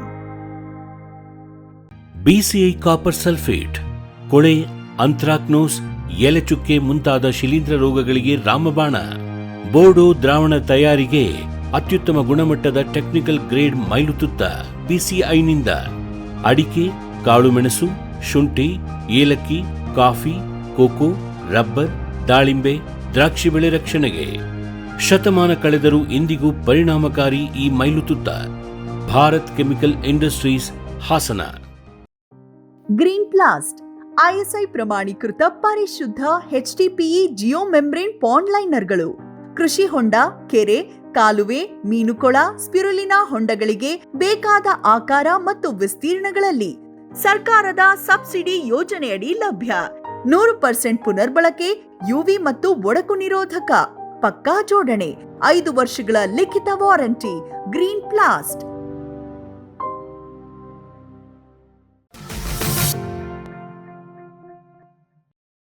ಸರ್, ಅದೇ ನೀವು 15 ಎಕರೆ ಕ್ಷೇತ್ರಕ್ಕೆ ಸರಿ ಸಾವಯವ ಕೃಷಿಯನ್ನೇ ಸಂಪೂರ್ಣ ಮಾಡ್ತಾ ಇದ್ದೀರೋ ಅಥವಾ ಈ ರಸಗೊಬ್ಬರ ಫರ್ಟಿಲೈಸರ್ಸ್ ಅನ್ನು ಉಪಯೋಗಿಸ್ತೀರೋ, ಹೆಂಗೆ ಸರ್ ಅದು? ಇಲ್ಲ, ಪೋಷಕಾಂಶಗಳ ನಿರ್ವಹಣೆ ಹೆಂಗೆ ಮಾಡ್ತಾ ಇದ್ದೀರಾ? ನಾನು ಈ ರಸಗೊಬ್ಬರಗಳ ಸುದ್ದಿಗೆ ನಾನು ಹೋಗ್ತಾ ಇಲ್ಲ ಸ್ವಾಮಿ. 7 ವರ್ಷಗಳಿಂದ ಹೆಚ್ಚು ಕಮ್ಮಿ ನಾನು ರಸಗೊಬ್ಬರ ಮುಂಚೆ ಬಳಸ್ತಾ ಇದ್ರಿ? ಮುಂಚೆನೂ ಹೋಗ್ತಿರ್ಲಿಲ್ಲ. ಮತ್ತೆ ಬೆಳೆ ಬೆಳೀತಾರಲ್ಲ, ಏಕ ಬೆಳೆ ಇದ್ದಿದ್ರಿಂದ ಅದು ಬೇಕಿರಲಿಲ್ಲ, ಇದು ಬೇಕಿರಲಿಲ್ಲ ಅಲ್ವರಾ. ಒಂದಿಷ್ಟೇನೋ ನಮ್ಮ ದನ ಪನ ಕಟ್ಕೋತಿದ್ದೋ, ಅದ್ರ ಗೊಬ್ಬರ ಹಾಕ್ಕೊಂಡಿವೋ, ಎಲ್ಲೋ ಒಂದು ತೆಂಗಿನ ಗಿಡ ಇರ್ತಿದ್ದೋ, ಸಾಕು ಜೈ ಅಂದ್ಬಿಡಿವೋ. ಆ ರಸಗೊಬ್ಬರ ಅವಶ್ಯಕತೆ ಅವಾಗಲೂ ಇರಲಿಲ್ಲ. ಈಗ ವಿಪರೀತ ನಾವು ಬೆಳೆಗಳನ್ನು ಮಾಡಿಕೊಂಡು ಈ ಮಿಶ್ರ ಬೆಳೆ ಪದ್ಧತಿಗೆ ಈ ಥರ ಹೋದಾಗ ಈಗ ಗೊಬ್ಬರದ ಅವಶ್ಯಕತೆ ಇದೆ ಅಂತ ಅನಿಸುತ್ತೆ. ಆದರೆ ನಾನು ಅದಕ್ಕೋಸ್ಕರವಾಗಿ ಪೂರ್ತಿ ಸಾವಯವ ತತ್ವಗಳು ಹೊಂದಿರತಕ್ಕಂಥ ಜೀವಾಮೃತ ವಿಧಾನಕ್ಕೆ ನಾನು ಹೋಗಿದ್ದೀನಿ. ನಾಟಿ ಹಸುಗಳನ್ನು ಸಾಕೊಂಡು ಇಲ್ಲ ಅದು ಯೋಗ್ಯ ಅಲ್ಲ. ಜೀವಾಮೃತಕ್ಕೆ ಜೆರ್ಸಿ HFಗಳು ಯೋಗ್ಯ ಅಲ್ಲ ಅನ್ನತಕ್ಕಂಥದ್ದನ್ನು ಹಿರಿಯ ನಮ್ಮ ಮಾರ್ಗದರ್ಶಕರು ಮಾತುಗಳನ್ನು ಹೇಳಿದ್ದಾರೆ ಈಗ ಆಲ್ರೆಡಿ. ಹಾಗಾಗಿ ಅವುಗಳಲ್ಲಿ ಪೂರ್ಣ ಪ್ರಮಾಣದ ಭೂಮಿಗೆ ಬೇಕಾಗಿರ್ತಕ್ಕಂತಹ ಎಲ್ಲ ಪೋಷಕಾಂಶಗಳನ್ನು ಕೊಡ್ತಕ್ಕಂಥ ಶಕ್ತಿ ಸಾಮರ್ಥ್ಯ ಆ ಜೆರ್ಸಿ ಮತ್ತು HF ಹಸುಗಳಲ್ಲಿ ಇಲ್ಲ ಅನ್ನತಕ್ಕಂಥದ್ದು ಅಲ್ಲಿ ಬಂದಿದೆ. ಹಾಗಾಗಿ ನಾವು ನಾಟಿ ಹಸುಗಳನ್ನು ಸಾಕ್ಕೊಂಡು ಅದರ ಸಗಣಿ ಮತ್ತು ಗೋಮೂತ್ರದಿಂದ ಗಂಜಲದಿಂದ ಈ ಒಂದು ಜೀವಾಮೃತವನ್ನು ಮಾಡಿಕೊಂಡು ಆ ಜೀವಾಮೃತ ವಿಧಾನದಲ್ಲಿ ನಾನು ತೋಟವನ್ನು ನಿರ್ವಹಣೆ ಮಾಡಿದ್ದೀನಿ. ಯಾವುದೇ ರೀತಿಯ ಕಳೆನಾಶಕ ಉಪಯೋಗಿಸಿಲ್ಲ ಸ್ವಾಮಿ. ಜೊತೆಗೆ ಸಗಣಿ ಗೊಬ್ಬರ, ಕುರಿ ಗೊಬ್ಬರ ಈ ಥರದ ಏನೇ ಗೊಬ್ಬರ ಸಿಕ್ಕಿರು ವರ್ಷದಲ್ಲಿ ಯಾವಾಗಲೋ ಒಂದು ಸಾರಿ ಒಂದೊಂದು ಇಡೀ ಗೊಬ್ಬರವನ್ನು ಹಾಕ್ಕೊಂಡ್ಬಿಟ್ರೆ ಇಷ್ಟೇ ಸಾಕಾಗುತ್ತೆ ಹೊರತು ನನ್ನ ದನಕರು ಕುರಿ ಕೋಳಿಗಳ ಗೊಬ್ಬರ ಬೇರೆ ಕಡೆ ಏನಾರು ಒಂಚೂರು ತಂದರೆ ಒಂಚೂರು ಕುರಿ ಕೋಳಿಗಳ ಗೊಬ್ಬರ ಸಾಕಿಷ್ಟು ಬಿಟ್ರೆ ಇನ್ಯಾವುದೇ ರಸಗೊಬ್ಬರವನ್ನು ನಾನು ನನ್ನ ತೋಟಕ್ಕೆ ಹಾಕಿಲ್ಲ. ಕ್ರಿಮಿನಾಶಕ ಹಾಕಿಲ್ಲ. ಅದೇ ಸರಿ, ನಾನು ಅದೇ ವಿಷಯ ಕೇಳ್ತೀನಿ ನಿಮ್ಗೆ. ಹೇಳಿ ಸರ್. ಈಗ ನೀವು ಇಲ್ಲಿ ಕಳೆ ಬರುತ್ತೆ, ಸರಿ, ಜೊತೆಗೆ ರೋಗ ಕೀಟಗಳು ಬಂದೇ ಬರುತ್ತೆ ಬೆಳೆ ಅಂದ್ಮೇಲೆ. ಸರಿ ಸ್ವಾಮಿ. ಅದಕ್ಕೆಲ್ಲ ನೀವು ಈಗ ಸಂಪೂರ್ಣ ಸಾವಯವ ಕೃಷಿ ಅಂದ್ರೆ ನೀವು ರಾಸಾಯನಿಕಗಳನ್ನು ಬಳಸಲ್ಲ ಅಂತೇಳಿ ನಾನು ಅನ್ಕೋತೀನಿ. ಹೌದು. ಅದು ಹೇಗೆ ನಿರ್ವಹಣೆ ಮಾಡ್ತೀರಾ? ಕಳೆ ಇರಬಹುದು ಅಥವಾ ರೋಗ ಕೀಟ ಇರಬಹುದು. ಇನ್ನು ಕಳೆಗೆ ಬರ್ತೀನಿ ಸ್ವಾಮಿ. ನೀವು ಕೇಳಿರ್ತಕ್ಕಂಥ ಎರಡು ಪ್ರಶ್ನೆಯಲ್ಲಿ ಕಳೆಗೆ ಬರ್ತೀನಿ ಸ್ವಾಮಿ. ಕಳೆ ಸ್ವಾಮಿ ನೋಡಿ, ಇದು 4 ತಿಂಗಳಾಗಿದೆ ಇದು ಕಳೆ ಹೊಡೆದು ನನಗೆ. 4 ತಿಂಗಳಿಂದ ನೋಡಿ ಬೆಳೆದಿದೆ. ಈಗ ನಾನು ಈ ಕಾಯಿ ಕಡಿಸ್ಬೇಕು, ತೆಂಗಿನ ಮರದ ಕಾಯಿ ಕಡಿಸ್ಬೇಕು. ಈಗ ಒಂದು ಸಾರಿ ಇದು ಕಳೆಯನ್ನ ಹೊಡ್ಕೋತೀವಿ. ನಮ್ದೇ ಬ್ರಷ್ ಕಟರ್ ಇದೆ. ಇಲ್ಲ, ಕಳೆನಾಶಕ ಹಾಕೋದಿಲ್ಲ, ವಿಷ ಅದು. ಬ್ರಷ್ ಕಟರ್ ಇದೆ. ಬ್ರಷ್ ಕಟರ್ ತಂದು ಇಟ್ಕೊಂಡಿದ್ದೀನಿ. ಒಂದು 10-12 ಸಾವಿರ ರೂಪಾಯಿ ಕೊಟ್ಟರೆ ಒಂದು ಬ್ರಷ್ ಕಟರ್ ಸಿಗುತ್ತೆ. ಅದನ್ನು ಎಗ್ಲಿಗೆ ಹಾಕೊಂಡ್ರೆ ಪ್ರತಿನಿತ್ಯ ಕಷ್ಟ ಹಸುಕು ಹೊಡ್ಕೊಂಡ್ರೆ ಒಂದೊಂದು ಎಕರೆನೇ ಹೊಡ್ಕೋತೀನಿ ಪ್ರತಿನಿತ್ಯ. 8 ದಿನ ಹೊಡ್ರೆ 8 ಎಕರೆ ಆಯ್ತು, ನಾನೇ ಹೊಡ್ಕೋತೀನಿ. ಇದೇ ನಿಮ್ಮ ಮುಂದಿಗೆ ನಾನು ಹೊಡೆದು ತೋರಿಸ್ತೀನಿ ಬೇಕಾದ್ರೆ, ನಂದೇ ಅದಕ್ಕೆ. ಅದಕ್ಕೆಲ್ಲ ನಾನು ಸಿದ್ಧವಾಗಿದ್ದೀನಿ, ಹೊಡ್ಕೋತೀನಿ. ಇದು ಏನಾಗುತ್ತೆ, ಈಗ ಬೆಳೆದಿರ್ತಕ್ಕಂಥ ಇದೆಲ್ಲ ಏನಾಗುತ್ತೆ, 4 ತಿಂಗಳಿಂದ ಬೆಳೆದಿರ್ತಕ್ಕಂಥ ಏನಾಗುತ್ತೆ, ಇಷ್ಟು ಮಂದದಲ್ಲಿ ಮತ್ತೆ ಭೂಮಿಗೆ ಅದೇ ಬೀಳುತ್ತೆ, ಅದೇ ಮಲ್ಚಿಂಗ್ ಆಗುತ್ತೆ. ನಮ್ಮ ಅದೇ ಈಗ ಒಂದೊಂದು ಎಕರೆಗೆ 2-3 ಟನ್ನಷ್ಟು, ಒಂದು ಎಕರೆಗೆ 2-3 ಟನ್ನಷ್ಟು ಈ ಹಸಿರಿನ ಗೊಬ್ಬರ ಇಲ್ಲೇ ಬೀಳುತ್ತೆ. ಸರಿ, ಮಲ್ಚಿಂಗ್ ಆಯ್ತು ತಕ್ಷಣ ಅದ್ರ ಮೇಲೆ ನಾನು ಜೀವಾಮೃತವನ್ನು ಕೊಡ್ತಾ ಇದ್ದೀನಿ. ಆ ಜೀವಾಮೃತ ಕೊಡೋದ್ರಿಂದ ಈ ಮಲ್ಚಿಂಗ್ ಅಲ್ಲಿ ಏನು ಬಿದ್ದಿರ್ತದೆ ತ್ಯಾಜ್ಯ ಬೇಗ ಕೊಳೆಯುತ್ತೆ. ಭೂಮಿಯಲ್ಲಿ ಇರ್ತಕ್ಕಂಥ 100 ಜಾತಿಯ ಹುಳುಗಳು, ಸೂಕ್ಷ್ಮಾಣುಜೀವಿಗಳು ಬರ್ತವೆ, ಆ ಕೆಲಸ ಶುರು ಮಾಡ್ಕೋತವೆ. ಈ ತ್ಯಾಜ್ಯ ವಸ್ತುವನ್ನೆಲ್ಲ ತಿಂತವೆ, ಅದನ್ನೆಲ್ಲ ಗೊಬ್ಬರವನ್ನಾಗಿ ಪರಿವರ್ತನೆ ಮಾಡ್ತವೆ. ಎರೆಹುಳುಗಳ ಹಾವಳಿ ಇನ್ನೂ ಜಾಸ್ತಿ ಆಗುತ್ತೆ. ನನಗೆ ನನ್ನ ತೋಟ ತುಂಬಾ ತಿಪ್ಪೆ ಆದಂಗೆ ಆಗಿದೆ. ಹೊರಗಡೆಯಿಂದ ಯಾವುದೇ ತಿಪ್ಪೆ ಗೊಬ್ಬರ ತರೋದು ಬೇಕಾಗಿಲ್ಲ. ಆ ಥರದಲ್ಲಿ ತಿಪ್ಪೆ ಆದಂಗೆ ಆಗಿದೆ. ನೀವು ಓಡಾಡ್ತಾ ಇದ್ರೆ ನಿಮ್ಗೆ ಗೊತ್ತಾಗ್ತಾ ಇದೆ. ಇದರ ಉಪಯೋಗ ಅದು ಕಳೆದು. ಮತ್ತೆ ಈ ಸರಿ ಕಟ್ಟಾದ್ರೆ ಕೆಲವೊಂದಿಷ್ಟು ಮಂದಿ ಹೇಳ್ತಾರೆ ತೋಟದಲ್ಲಿ ಕಳೆ ಅದು ಕಳೆ ಅಂತೇಳಿ. ಹಾಗಲ್ಲ, ತೋಟದಲ್ಲಿ ಕಳೆ ಇದ್ರೇನೆ ತೋಟಕ್ಕೆ ಕಳೆ ಸೌಂದರ್ಯ. ಕಳೆ ಮೀನ್ಸ್ ಸೌಂದರ್ಯ ಲಕ್ಷಣ ಅಂತಕ್ಕಂಥದ್ದು ಕಳೆ. ನಿಜವಾಗಿ ಇವರು ಆರೋಪ ಬಳಸ್ತಾ ಇರ್ತಾರೆ, ತಪ್ಪು. ನೋಡಿ ನನ್ನ ತೋಟ ನೋಡಿ. ಜೊತೆಗೆ ಇಲ್ಲಿ ಏನಾಗುತ್ತೆ ಕೇಳಿದ್ರೆ ಸರ್, ಈಗ ಒಂದು ಲೆವೆಲ್ಗೆ ಬರೋದ್ರೊಳಗೆ ಇದಕ್ಕೆ ಭೂಮಿಯಿಂದ ನೀರು ಆವಿಯಾಗುವ ಪ್ರಮಾಣ ಕಡಿಮೆ ಆಗುತ್ತೆ. ಅವಾಗ ನೀವು ನೀರು ಕೊಡುವ ಪ್ರಮಾಣನೂ ಕಡಿಮೆ ಇದ್ರೆ ಸಾಕು. ಹೌದು ಸ್ವಾಮಿ. ಹಾಗಾಗಿ ನನಗೆ ನೀರು ಸಾಕಷ್ಟು ಆಗ್ತಾ ಇದೆ ಅಂದ್ರೆ ಕಾರಣ ಇದೇನೆ. ಮತ್ತೆ ಈ ಕಳೆಯಿಂದ ನಮ್ಮ ಮುಖ್ಯ ಬೆಳೆಗೆ ಏನು ತೊಂದರೆ ಆಗಿಲ್ಲ ಅಂತಂದ್ರೆ ಏನು ಸಮಸ್ಯೆ ಇಲ್ಲ. ಆ ತೊಂದರೆ ಆಗುವ ಪರಿಸ್ಥಿತಿ ಅಥವಾ ಹಂತ ತಲುಪಿದಾಗ ಮಾತ್ರ ನಾವು ಕಳೆಯನ್ನು ತೆಗೆದುಕೊಂಡ್ರೆ ಸಾಕು. ಅಷ್ಟೇ ನಾನು ಮಾಡ್ತಾ ಇರ್ತಕ್ಕಂಥ. ಮತ್ತೆ ನಮ್ಮ ಬೆಳೆಗಳ ಜೋಡಣೆ ಒಳಗೂ ಕೂಡ ಕಾಯಿಲೆ ಬರೋದಿಲ್ಲ. ಏಕ ಬೆಳೆ ಮಾಡಿ ಕಾಯಿಲೆ ಬರ್ತಾವೆ ತೋಟಕ್ಕೆ. ನಮ್ಮ ಈ ಮಿಶ್ರ ಬೆಳೆ ಪದ್ಧತಿಯಲ್ಲಿ ಕಾಯಿಲೆಗಳು ಅಷ್ಟು ಸುಲಭ ಬರೋದಿಲ್ಲ ಸ್ವಾಮಿ. ಯಾಕೆ, ಒಂದೊಂದು ಗಿಡ ಸಪ್ರೇಟ್ ಇರ್ತವೆ. ಈ ಗಿಡಕ್ಕೆ ಬೇಕಿಲ್ಲದ್ದು ಇನ್ನೊಂದು ಗಿಡಕ್ಕೆ ಬೇಕಾಗುತ್ತೆ, ಆ ಗಿಡಕ್ಕೆ ಬೇಕಿಲ್ಲದ್ದು ಇನ್ನೊಂದು ಗಿಡಕ್ಕೆ ಬೇಕಾಗಿರ್ತದೆ. ಹಾಗಾಗಿ ಒಂದು ಗಿಡಕ್ಕೆ ಕಾಯಿಲೆ ಬಂದ್ರೆ ಎಲ್ಲವಕ್ಕೂ ಕಾಯಿಲೆ ಬರೋದಿಲ್ಲ ಸ್ವಾಮಿ. ಆ ಗಿಡಕ್ಕೆ ಮಾತ್ರ ಕಾಯಿಲೆ ಬರುತ್ತೆ, ಅದೇ ಅದು ಹುಷಾರಾಗುತ್ತೆ. ಪಕ್ಕದ ಗಿಡಕ್ಕೆ ಹಬ್ಬೋದಿಲ್ಲ, ಯಾಕಂದ್ರೆ ಪಕ್ಕದ್ದು ಬೇರೆ ಜಾತಿಯ ಗಿಡ ಇದೆ ಇಲ್ಲಿ. ಹಾಗಾಗಿ ಈ ಮಿಶ್ರ ಬೆಳೆಯಲ್ಲಿ ಕಾಯಿಲೆಗಳು ಕಡಿಮೆ ಸ್ವಾಮಿ. ಅದರಿಂದ ನನ್ನ ತೋಟದಲ್ಲಿ ಕಾಯಿಲೆಗಳು ಇಲ್ಲ ಸ್ವಾಮಿ. ಸರ್, ಈಗ ನಾವು ಒಟ್ಟಾರೆ ಈಗ ನಿಮ್ಮ 15 ಎಕರೆ ಏನೇನು ಬೆಳೆ ಇದೆಯೋ ಅದರದ್ದೆಲ್ಲ ನಾವು ಇಳುವರಿ ಅಥವಾ ಇದಕ್ಕೆ ಬಂದರೆ ಆರ್ಥಿಕತೆಗೆ ಬಂದರೆ ಸರಿ. ನೀವೀಗ ಫಸ್ಟ್ ಸರ್ ಈಗ ತೆಂಗು ಹಾಕಿದ್ರಿ. ಹೌದು ಸರ್. ತೆಂಗಿನಲ್ಲಿ ಸರ್ ನೀವು ಒಟ್ಟಾರೆಯಾಗಿ ಎಷ್ಟು ಕಾಯಿಗಳನ್ನು ಅಥವಾ ಎಳನೀರನ್ನು ಮಾರ್ತಾ ಇದ್ದೀರಾ ಹೇಗೆ? ಸರ್ ಸಮಯ ನೋಡ್ಕೊಂಡು ಯಾವ್ಯಾವ್ದು ರೈಟ್ ಏನೇನು ಬರ್ತದೋ ಆ ರೈಟ್. ಈಗ ಎಳ್ನೀರು ರೈಟ್ ಇದೆ ಸ್ವಾಮಿ, ಈಗ ಎಳ್ನೀರು ಕೊಟ್ಕೊತೀವಿ ಅಂತ ಇಟ್ಕೊಳ್ಳಿ. ಈಗ ಬೇಸಿಗೆ ಹೌದು ಎಳ್ನೀರು ಒಳ್ಳೆ ರೈಟ್ ಇದೆ, ಎಳ್ನೀರು ಕೊಟ್ಬಿಡ್ಬೋದು. ಈಗ ಎಳ್ನೀರು ಕೊಟ್ಟರು ಕೂಡ ಈಗ 600 ಗಿಡ ಅಂತಂದರೆ ನನಗೆ 150ರಿಂದ 200 ಕಾಯಿವರೆಗೂ ನನ್ನ ಸರಾಸರಿ ನನ್ನ ಕಾಯಿ ಇದೆ. ಹೌದು, ಹಾಗಾಗಿ ಒಂದು ವರ್ಷದಲ್ಲಿ ಆಗಿತ್ತು ಅಂದರೂ ಕೂಡ ನಾನು ಲೆಕ್ಕ ಹಾಕೊಡ್ರೆ 1,10,000 ಕಾಯಿಗಳು ಎಳ್ನೀರುಗಳನ್ನ ಲೆಕ್ಕ ಹಾಕೋತೀನಿ. 1,10,000 ಕಾಯಿ ಎಳ್ನೀರು ಗ್ಯಾರಂಟಿ ಬರ್ತವೆ. ಇವತ್ತಿರೋ ಮಾರ್ಕೆಟ್ ರೇಟ್ಗೆ ಲೆಕ್ಕ ಹಾಕೊಳ್ಳಿ, ಇವತ್ತು 25 ರೂಪಾಯಿ, 26 ರೂಪಾಯಿ, 27 ರೂಪಾಯಿ ಇಲ್ಲೇ ಬಂದು ಒಯ್ತಾರೆ. ಅಲ್ಲಿಗೆ ಅಷ್ಟಾಯ್ತು ಅಂದ್ರೆ ನೀವು ಲೆಕ್ಕ ಹಾಕೊಳ್ಳಿ, ಹೆಚ್ಚು ಕಮ್ಮಿ 27ರಿಂದ 28, 29 ಲಕ್ಷ, 30 ಲಕ್ಷಕ್ಕೆ ಹತ್ತತ್ರ ಎಳ್ನೀರೇ ಹೋಗುತ್ತೆ ಎಳ್ನೀರು ಕೊಟ್ಟಾಗ. ಅಡಿಕೆ ಸರ್, ಅಡಿಕೆ ಸರ್ 3,000 ಗಿಡಗಳು ಫಲ ಬರ್ತಕ್ಕಂಥ 3,000 ಗಿಡ.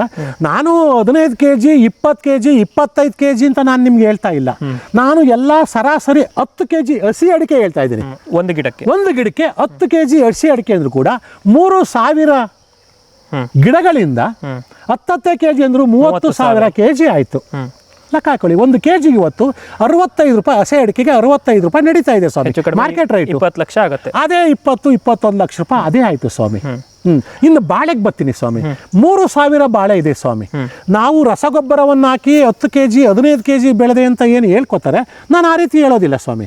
ಯಾಕೆ ನಂದು ನ್ಯಾಚುರಲ್ ಬೇಸಾಯ, ಈ ಜೀವಾಮೃತ ವಿಧಾನದಾದ್ರಿಂದ 10-15 kg ನನ್ನ ಬಾಳೆ ಬರೋದಿಲ್ಲ. ನಾನು ಸರಾಸರಿ 5 kg ಲೆಕ್ಕ ಹಾಕೋತೀನಿ ಸ್ವಾಮಿ. ಒಂದು ಗಿಡಕ್ಕೆ 5 kg ಸಾಕು ಬಾಳೆ, ನನಗೆ 5 kg ಸಾಕು. 10 kg ಬರೋವು ಇವೆ, ತೋರಿಸ್ತೀನಿ ನಿಮಗೆ. ಬಟ್ ಅದಾನಿಲ್ಲ, ನನಗೆ ಕೊಚ್ಕೊಳೋದು ಬೇಡ. ಸರಾಸರಿ 5 kg ಕೂಡ 3,000ಕ್ಕೆ 5, 3, 15 ಟನ್ನು ಬಾಳೆ ಆಯ್ತು ವರ್ಷಕ್ಕೆ.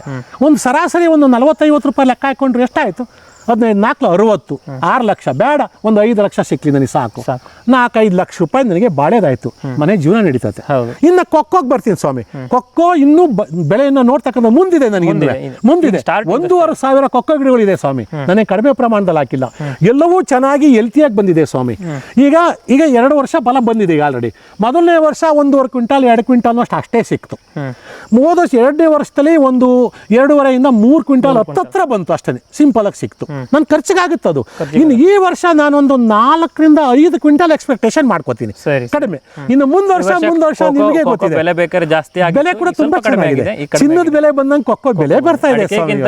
ಅಡಿಕೆಗಿಂತಲೂ ಒಳ್ಳೆ ಬೆಲೆ ಕೊಕ್ಕೋಗಿದೆ ಸ್ವಾಮಿ. ಮತ್ತೆ ಅದ್ರ ವ್ಯವಹಾರ ಕೂಡ ಬಹಳ ಚೆನ್ನಾಗಿದೆ. ಕೊಕ್ಕೋದು ಕೂಡ ಲೇಬರ್ ಬರೋದಿಲ್ಲ ನಮಗೆ ಜಾಸ್ತಿ. ಚೆನ್ನಾಗಿದೆ ಅದರ ಸಂಸ್ಕರಣೆ ಕೂಡ. ಮತ್ತೆ ಹುಡುಕೊಂಡು ಬಂದು ಮನೆ ಹತ್ರಕ್ಕೆ ಬಂದು ಕೊಕ್ಕೋ ತಗೊಂಡು ಹೋಗ್ತಾರೆ ತಕ್ಷಣ, ಇಮಿಡಿಯೇಟ್ಲಿ ಅವಾಗಲೇ ನಮ್ಮ ಅಕೌಂಟ್ಗೆ ದುಡ್ಡು ಹಾಕ್ತಾರೆ. ತುಂಬಾ ಚೆನ್ನಾಗಿದೆ ಕೊಕ್ಕೋ ಒಂದು ವ್ಯವಸ್ಥೆ. ಬಿಟ್ಟು ಸರ್ ನಿಮ್ದು ಇನ್ನು ಶುಂಠಿ ಇದೆ ಸ್ವಾಮಿ. ತೋಟದಲ್ಲೆಲ್ಲ ಶುಂಠಿ ಹಾಕೊಂಡಿದ್ದೀನಿ, ಅರಿಶಿಣ ಹಾಕೊಂಡಿದ್ದೀನಿ, ಜಾಯಿಕಾಯಿ ಇದೆ, 100 ಕಾಫಿ ಇದೆ, 100 ಎರ್ಲಿ ಇದೆ, 100 ಕಿತ್ತಲೆ ಇದೆ, 100 ಮೋಸಂಬಿ ಇದೆ. ಅದೆಲ್ಲ ಸೇರಿ ಒಂದು ಎಷ್ಟು ಬರ್ಬೋದು ಸರ್? ಬರ್ಬೋದು. ಕೋಳಿ ಸಾಕಿದ್ದೀವಿ, ಕುರಿ ಸಾಕಾಣಿಕೆ, ಆಡು ಸಾಕಾಣಿಕೆ, ಜೇನು ಸಾಕಾಣಿಕೆ, ಮೀನು ಸಾಕಾಣಿಕೆ ಎಲ್ಲ ಸೇರಿ ಎಷ್ಟು ಬರ್ಬೋದು ಸರ್ ಈಗ ಇದರಿಂದ? ಸರ್ ಒಂದು ಅಂದಾಜು ನೀವೇ ಲೆಕ್ಕ ಹಾಕೊಳ್ಳಿ, ಇವೆಲ್ಲರೂ ಲೆಕ್ಕ ಹಾಕೊಳ್ಳಿ ಸರ್ ಎಷ್ಟಾಯ್ತು ಅಂತ. ಇವೆಲ್ಲ ಇದರಿಂದ ಒಂದು ಏನಿಲ್ಲ ಅಂದ್ರೆ ನಿಮಗೊಂದು ಮತ್ತೊಂದು 6ರಿಂದ 8 ಲಕ್ಷ ರೂಪಾಯಿ ಇರಬಹುದು ಸ್ವಾಮಿ, ಇರಬಹುದು. ಕಡಿಮೆ ಆಗ್ಬೋದು, ಜಾಸ್ತಿ ಆಗ್ಬೋದು, ಒಂದೊಂದು ವರ್ಷ ಹೆಚ್ಚು ಕಮ್ಮಿ ಆಗ್ಬೋದು. ಹಾಗಾಗಿ ಇವೆಲ್ಲವೂ. ಮತ್ತೆ ಇಷ್ಟದ ಕೇಳಿದ್ಮೇಲೆ ನೀವು ಇನ್ನೊಂದು ಕೇಳಬೇಕು, ಲೇಬರ್ ಕೇಳಬೇಕು. Okay sir, labour. ಈಗ ನಾವು ಯಾರೋ ಹೇಳ್ತೀವಿ ನನಗೆ 10 ಲಕ್ಷ ಬಂದ್ಕೊಂಡ್ರಿ ಬಾಳೆ ಒಳಗೆ 2 ಎಕರೆ ಒಳಗೆ ಅಂತ ಹೇಳ್ತಾರೆ. 10 ಲಕ್ಷ ತಗೊಳಕ್ಕೆ ಅವ್ರು 6 ಲಕ್ಷ ಖರ್ಚು ಮಾಡಿರ್ತಾರೆ. ಕೇಳಿ ಹೋಗಿ ಒಂದ್ ಕಡೆಯಿಂದವ 6 ಲಕ್ಷ ಖರ್ಚು ಮಾಡ್ಬಿಟ್ಟು 2 ಎಕರೆ ಬಾಳೆಗೆ 10 ಲಕ್ಷ ತಗೊಂಡೆ ಅಂತಾರೆ. ನೋ, ನಾನು 6 ಲಕ್ಷ ಅಲ್ಲ 6,000 ರೂಪಾಯಿನೂ ಖರ್ಚು ಮಾಡಿರಕ್ಕಿಲ್ಲ. ಎಲ್ಲದೂ ಸ್ವಂತವಾಗಿ ಎಲ್ಲಾನ ಸ್ವಂತ ಮಾಡ್ತಾ ಇದ್ದೀನಿ, ಯಾವ್ದಕ್ಕೂ ನಾನು ಖರ್ಚು ಮಾಡ್ತಾ ಇಲ್ಲ. ಹೌದು, ಲೇಬರೇ ಬೇಕಲ್ಲ, ಇಡೀ ಇಷ್ಟು ತೋಟಕ್ಕೆ ಲೇಬರೇ ಬೇಕಾಗಿಲ್ಲ. ಇಲ್ದಲೇ ನಾವು ವ್ಯವಸ್ಥೆ ಮಾಡ್ಕೊಂಡು ಹೋಗ್ತಾ ಇದ್ದೀನಿ. ಮತ್ತೆ ಯಾವುದೇ ಹೊರಗಡೆಯಿಂದ ತರ್ತಕ್ಕಂಥ ಗೊಬ್ಬರಗಳ ಹೊರಸುಡಿ ಇರೋದಿಲ್ಲ, ಯಾವುದೇ ಕ್ರಿಮಿನಾಶಕ ಕಳೆನಾಶಕ ಇಲ್ಲ, ಗುದ್ಲಿ ತಗೊಂಡು ಅಗಿತಕ್ಕಂಥದ್ದಿಲ್ಲ, ಯಾವುದೂ ಇಲ್ಲ. ನೋಡಿ ನ್ಯಾಚುರಲ್ ಹೆಂಗಿದೆ ಹಿಂಗೆ ಇದೆ. ಇದನ್ನ ಯಾವಾಗ ಈಗ ಒಂದ್ಸರಿ ಮಾಡ್ಕೊಂಡ್ರೆ ಇನ್ನು 3-4 ತಿಂಗಳು ಎಂಥದ್ದು ಇಲ್ಲ. ಹಾಗಾಗಿ ಇದು ಖರ್ಚು ಕಡಿಮೆ, ಲೇಬರ್ ಕಡಿಮೆ. ಈಗ ಮೊದಲು ಈ 15 ಎಕರೆ ತೋಟಕ್ಕೆ ಒಂದು ವರ್ಷಕ್ಕೆ 1,000 ಜನ ಕೆಲಸಗಾರರು ಬೇಕಾಗಿತ್ತು ಅಂತ ಇಟ್ಕೋಣ. 15 ಎಕರೆ ಮಾಡ್ಸೋಕ್ಕೆ ಒಂದು ವರ್ಷಕ್ಕೆ 1,000 ಜನ ಲೇಬರ್ ಬೇಕಾಗುತ್ತೆ ಅಂತ ಇಟ್ಕೋಣ. ಎಲ್ಲ ಲೆಕ್ಕ ಬರ್ದು ಮಡಗಿರೆ. ಆದ್ರೆ ಇವತ್ತು 1,000 ಜನ ಬೇಕಿಲ್ಲ, 100 ಜನ ಲೇಬರ್ ಆಗ್ಬಿಟ್ರೆ 15 ಎಕರೆಗೂ ಒಂದು ವರ್ಷ ಮುಗಿದೋಗುತ್ತೆ ನನಗೆ. 100 ಜನ ಲೇಬರ್ ಆದ್ರೆ ಅಲ್ಲಿಗೆ 900 ಜನ ಲೇಬರ್ ಉಳಿತಲ್ವ ನನಗೆ. ಅದು ಆದಾಯ ಅಲ್ವಾ ಸ್ವಾಮಿ? ಹೌದು, ಆದಾಯನೇ. ಖರ್ಚು ಕಡಿಮೆ ಆಯ್ತು ಅಂದ್ರೆ ಅದು ಜನಕ್ಕೆ ಕಾಣೋದಿಲ್ಲ. ಹೌದು, ಇಷ್ಟು ಬಂತು ಬೆಳೆಲಿಂತ ಮಾತ್ರ ಹೇಳ್ಕತ್ತಾರೆ ಹೊರತು ನಾನು ಮಾಡ್ತಕ್ಕಂಥ ಖರ್ಚಿನಲ್ಲಿ ಉಳಿತಲ್ಲ ಇದು ಆದಾಯ ಅಲ್ವಾ, ಇದನ್ನು ಯೋಚನೆ ಮಾಡೋದಿಲ್ಲ ತುಂಬಾ ಜನ. ಹೌದು. ಸರ್, ಇಷ್ಟೊತ್ತವರೆಗೆ ನಮಗೆ ನಿಮ್ಮ ಈ ಸಮಗ್ರ ಕೃಷಿಯಲ್ಲಿ ಯಾವೆಲ್ಲ ಬೆಳೆಗಳನ್ನು ಹಾಕಿದ್ದೀರಾ, ಜೊತೆಗೆ ಅದರಲ್ಲಿ ಏನೇನೆಲ್ಲ ನೀವು ಆದಾಯವನ್ನು ಗಳಿಸ್ತಾ ಇದ್ದೀರಾ ಅನ್ನುವ ಎಲ್ಲ ಒಂದು ಸಮಗ್ರ ಮಾಹಿತಿಯನ್ನು ನಮ್ಮ ಮೂಲಕ ನಮ್ಮ ವೀಕ್ಷಕರಿಗೆ ತಿಳಿಸಿದ್ದೀರಾ. ನಿಮಗೆ ನಮ್ಮ ವಾಹಿನಿಯ ಪರವಾಗಿ ಹಾಗೂ ನಮ್ಮೆಲ್ಲ ವೀಕ್ಷಕರ ಪರವಾಗಿ ಧನ್ಯವಾದಗಳು ಸರ್.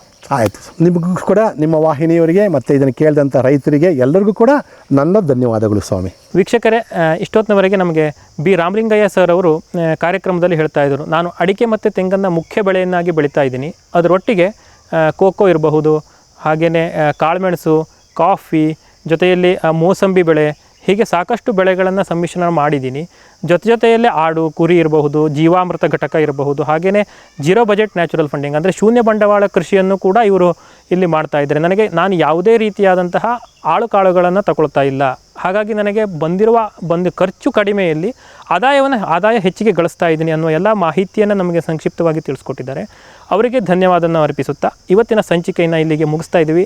ಮತ್ತೆ ಇವರದೇ ಒಂದೆರಡು ಸಂಚಿಕೆ ಮುಂದೆ ಬರಲಿಕ್ಕಿದೆ, ಅದನ್ನು ವೀಕ್ಷಿಸಿ ಅಂತ ಹೇಳ್ತಾ ನಮಸ್ಕಾರ. ಈ ಕಾರ್ಯಕ್ರಮದ ಪ್ರಾಯೋಜಕರು ಜೈನ್ ಇರಿಗೇಷನ್ ಸಿಸ್ಟಮ್ಸ್ ಲಿಮಿಟೆಡ್, ಜಾಗತಿಕ ತುಂತುರು ಮತ್ತು ಹನಿ ನೀರಾವರಿ ಉಪಕರಣಗಳ ಉತ್ಪಾದಕರು, ಬೇಸಾಯ ತಂತ್ರಜ್ಞಾನ ನಿರೂಪಕರು ಹಾಗೂ ರೋಗರಹಿತ ಟಿಶ್ಯೂ ಕಲ್ಚರ್ ಗಿಡಗಳು. ಕ್ಯಾಡ್ಬರೀಸ್, ಕೋಕೋ ಬೆಳೆಸಿ ಅಧಿಕ ಆದಾಯ ಗಳಿಸಿ.